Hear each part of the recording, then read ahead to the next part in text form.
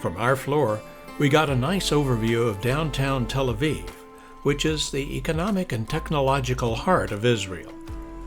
92% of its 460,000 residents are Jewish, and it has the highest per capita income in the Middle East. A walking tour of Tel Aviv the next day put us at street level.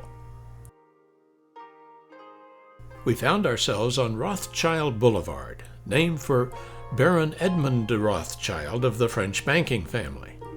He was a strong Zionist whose financial support helped establish the Jewish homeland in Palestine.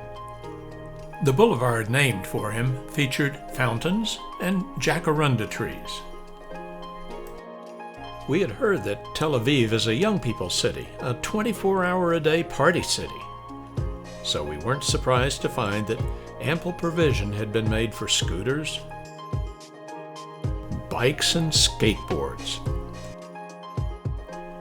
Young professionals were flocking to Tel Aviv from all over the world.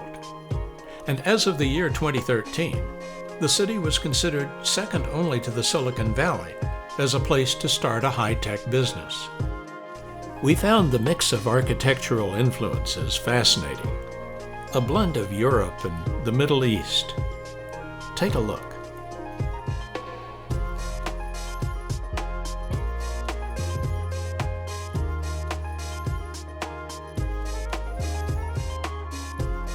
Most notable are buildings that reflect the German Bauhaus movement, a modernist style which was imported beginning in the 1920s and grew to influence more than 4,000 buildings in Tel Aviv.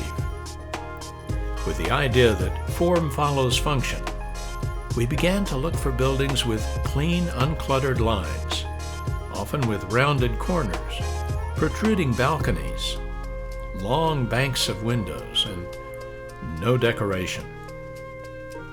In a deviation from Bauhaus design, we find an understated McDonald's. It makes us feel right at home. Here, our local guide, Or, shows us a view of Tel Aviv as seen from Jaffa.